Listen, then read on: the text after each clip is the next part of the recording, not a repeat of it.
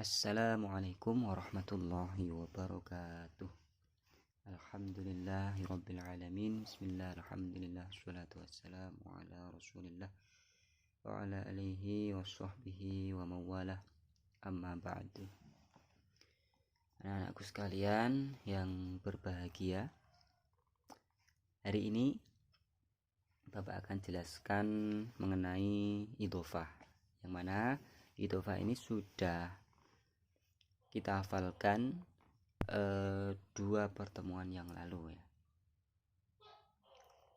Baik, untuk yang kemarin saya sebut namanya di grup ya, yang masih mempunyai tanggungan dan belum konfirmasi, apalagi yang dari pertama pertemuan itu belum mengikuti materi dan pelajaran saya, itu harap konfirmasi biar nanti saya kirim ulang tugas-tugasnya supaya tidak memberatkan kalian sendiri di akhir semester nanti gitu ya. Ini agar menjadi perhatian bersama. Baik, langsung saja ke pembahasan supaya tidak panjang lebar mengenai idhofah. Idhofah itu apa? Idhofah itu adalah gabungan 2 isim yang membentuk satu makna ya. Jadi isimnya atau kata kerjanya itu ada 2 itu digabung dan membentuk satu makna, seperti itu. Langsung kita ke contohnya. Birobbin nasi. Birobbin nasi ini Rob itu Tuhan, Robbun sama annasu manusia, Tuhan sama manusia. Dua kata atau 2 isim digabung menjadi satu, Robbin nasi, artinya Tuhannya manusia. Nah, antara Tuhan dan manusia ini digabung jadi Tuhannya manusia, ya Tuhan itu, seperti itu, menjadi satu makna gitu ya. Contoh yang lain, misal di sini banyak sekali contohnya. Nah, ini di kitab Amsilatinya ya. Ini sama, qul a'udzu birabbin nasi, Tuhan manusia. Terus fi dinillah, din itu agama, Allah itu ya Allah. Dinillah jadi agama Allah. Agama Allah ya. Syarril waswasi, jeleknya waswas. Jelek sama waswas. Waswas itu keraguan. Jeleknya waswas. Itu intinya 2 isim ya digabung menjadi satu makna, memberikan satu makna gabungan. Baik, itulah idhofah, gabungan antara mudhof dan mudhof ilaih. Oke, kembali ke sini. Yang mudhof mana, yang mudhof ilaih mana? Yang mudhof itu adalah kata yang di depan ya, di depan ini mudhof. Robbun itu mudhof, annas itu mudhof ilaih, itu ya, yang belakang mudhof ilaih. Kemudian kita ke ini ya, ciri-cirinya ya.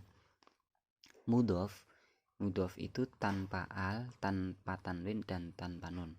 Artinya mudhof itu tidak boleh ada alnya, tidak boleh ada tanwinnya, tidak boleh ada nun ya, itu dibuang. Kalau mudhof ilaih itu cirinya hukumnya jer atau kasroh, dibaca kasroh. Baik, kita ke contoh. Birobbin nasi ini tidak boleh dibaca birobbin, artinya tidak ada tanwin ya, tidak boleh ada tanwin. Kemudian birobbi annasina, birobbi annasi, ini annasa ya, annasa. Ini membahas tentang mudhof ilaihnya, bahwa mudhof ilaih itu harus kasroh. Yang benar birobbin nasi. Baik, seperti itu. Kita lanjutkan. Nah, kita lihat contoh yang ini. Ya. Birobbin nasi ya, birobbin nasi. Ini saya jelaskan lagi. Untuk mudhof. Mudhof itu yang pertama ya, yang rob. mudhof itu dia fleksibel. Apa yang fleksibel? Harokatnya yang B-nya, harokatnya yang akhir dari mudhof itu fleksibel. Artinya sesuai dengan kedudukannya menjadi apa. Kalau dia kemasukan huruf jar B, birob B, ya artinya kemasukan huruf jar B itu menjadi kasroh, itu pasti ya, seperti itu. Kalau dia tidak kemasukan huruf jar, misal dia menjadi mubtada itu di awal kalimat, dia yang menjadi rofa atau duma harokatnya. Kalau dia menjadi naat itu adalah sifat, harus mengikuti yang sebelumnya. Kalau sebelumnya jar ya dia jar, kalau nasob ya dia nasob, kalau menjadi maf'ul bih dia nasob. Intinya fleksibel. Harokat dari mudhof itu lebih fleksibel gitu ya. Kalau mudhof ilaihnya yang an-nasi itu harus kasroh, harus jar, an-nasi. Baik, itu misal rob bin nasi ini tidak kemasukan huruf jar, dibuang huruf jarnya menjadi Robbun nasi gitu ya. Kalau dia berdiri sendiri Robbun nasi, Tuhannya manusia gitu. Terus kemudian untuk yang di sini ya, di sini ada keterangannya. Untuk yang mudhof ilaih ini, untuk idhofah itu harus menyimpan makna min atau li atau fi. Jadi harus menyimpan makna 3 itu ya. Salah satunya, bukan 3-3-nya masuk, bukan. Menyimpan makna min bisa, li bisa, fi juga bisa. Intinya ada salah satu dari mana itu. Contohnya gimana? Seperti ini. Kita langsung ke contohnya tadi aja. Birob bin nasi, kok blur. Nah ini, birob bin nasi, Tuhannya manusia. Nah, kalau Tuhannya manusia, ini berarti menyimpan maknanya li. Li itu artinya apa? Kedue atau kepunyaan. Artinya Tuhan kepunyaan manusia. Nah, harus seperti itu. Menyimpan makna fi, li atau min. Kebanyakan memang menyimpan makna li ya. Kebanyakan. Tapi ada juga yang fi. Contohnya apa? Ya? Cari dulu. Ini contoh yang menyimpan makna min. Misal seperti ini. Khotamu zahabin. Oke. Khotamu zahabin. Apa artinya? Cincin emas.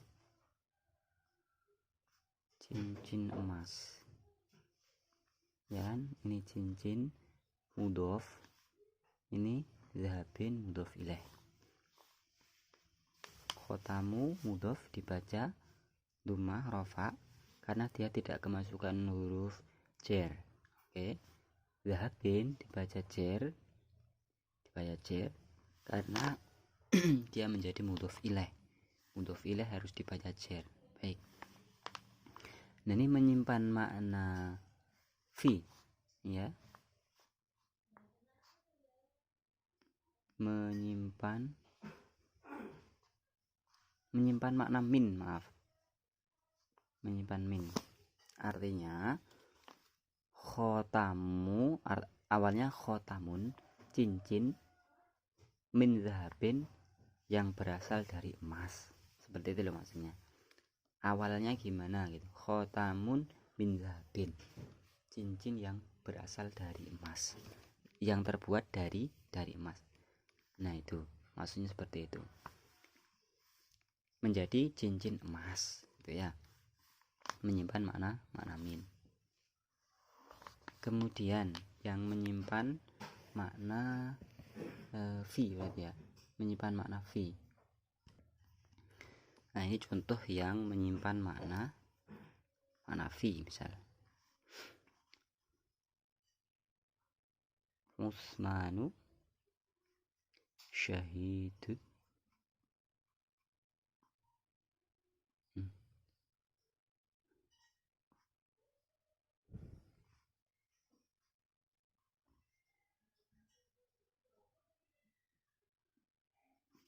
gini ya. Utsmanu syahidud dahri. Utsman itu syahidnya negara itu, maksudnya orang yang syahid yang ada di suatu daerah itu. Utsman itu syahidnya daerah itu ya maksudnya. Nah, ini yang mudhof ilaih mana? Syahidud dari, mudhof ilaih ya. Syahidud dari ini syahid mudhof, ad-dari mudhof ilaih. Ini menyimpan makna fi. Kok bisa gini?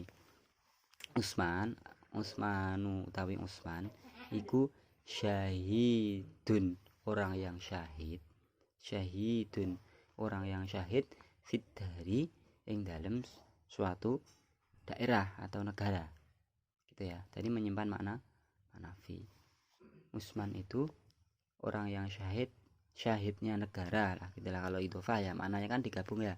Jadi syahidnya, orang yang syahidnya suatu negara, itu idhofah, menyimpan makna fi. Oke, itu. Nah, terus kemudian kalau kita lihat contoh yang ada di halaman 14 ini ya. Di sini ada contoh li rabbil alamina. Jadi mudhof ilaih itu yang belakang itu bisa kemasukan nun, bisa berbentuk jamak mudzakkar salim yang kemarin sudah kita bahas ya.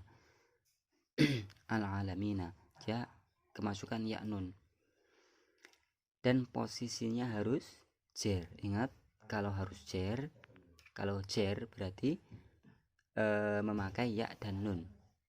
Jer dan nasabnya memakai ya dan nun. Kemudian kalau rofaknya kemarin pakai wawu dan nun. Nah, itu jamak mudzakkar salim ya, masih ingat ya?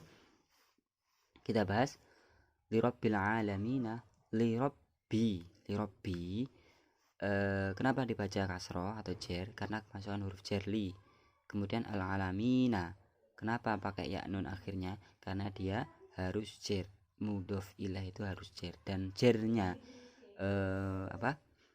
jamak mudzakkar salim itu memakai ya nun. Seperti itu. Oke. Terus satu lagi, ini ya yang terakhir, bahasan yang terakhir untuk bab ini, mudhof idhofah atau susunan mudhof ilaih itu boleh lebih dari 2 isim ya, tidak cuma 2 isim, bahkan sampai 3 isim pun ada. Contohnya di sini ada contohnya, maliki yaumiddin. Nah, antara malik, yaum sama ad-din ini 3 kata atau 3 isim, susunan 3 isim ya. Aslinya gini, maliki yaumin itu mudhof, yaumin mudhof ilaih. Nah, kalau digabung gimana? Jadinya gini, maliki yaumin ya. Tadi maliki yaumin itu idhofah, yaumiddin itu juga idhofah. Jadi kalau diputus-putus seperti itu. Tapi kalau digabung, maliki yaumiddini, tetap yang menjadi mudhof ilaih itu ad-dini ya. Maliki sama yaumi itu tetap menjadi mudhofnya kalau digabung, maliki yaumiddini. Baik, itulah susunan 3 kata untuk menjadi idhofah ya.